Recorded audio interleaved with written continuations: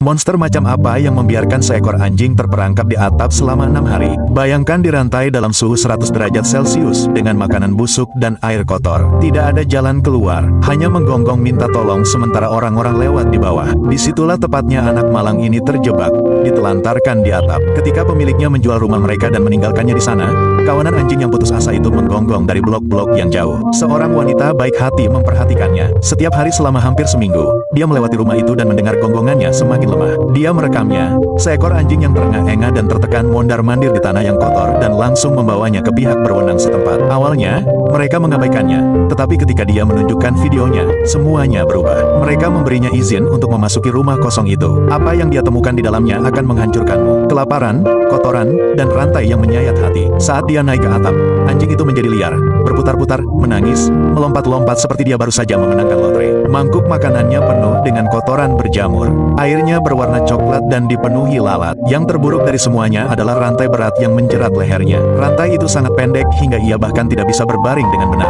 Bulu-bulunya kusut karena sampah di pinggangnya sendiri. Ketika ia melepaskan rantai itu, ia meledak, berlari berputar-putar, gemetar karena gembira. Anjing ini tidak bisa berlari bebas selama berbulan-bulan. 3 tindakan kekejaman yang akan membuatmu marah. Karena ditelantarkan, pemiliknya pindah, menjual rumah, dan menguncinya di atap sendirian selama 6 hari di bawah terik matahari. Pengabaian, kelaparan yang dijatah, semangkuk makanan busuk selama hampir seminggu.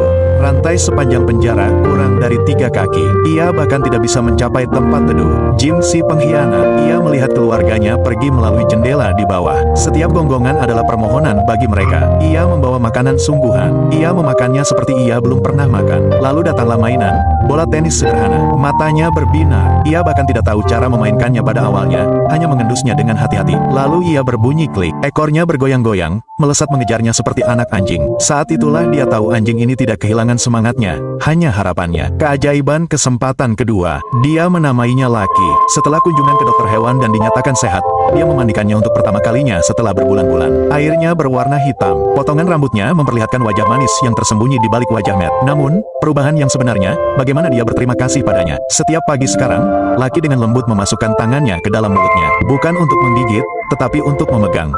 Lalu dia menciumnya berulang-ulang seperti berbisik, "Kamu kembali." Ini bukan sekadar kisah penyelamatan. Lee bukanlah anomali. Jutaan hewan peliharaan ditelantarkan saat pemiliknya pindah. Hotline menerima lebih dari 500 panggilan tentang anjing yang dirantai setiap musim panas. Namun, inilah yang diajarkan Lucky kepada kita. Atap itu bisa saja menjadi kuburan Lee. Sebaliknya, dia tidur di sofa malam ini. Kata-kata terakhir penyelamatnya, "Dia bukan hewan peliharaanku. Aku manusianya." Jika itu tidak membuatmu percaya,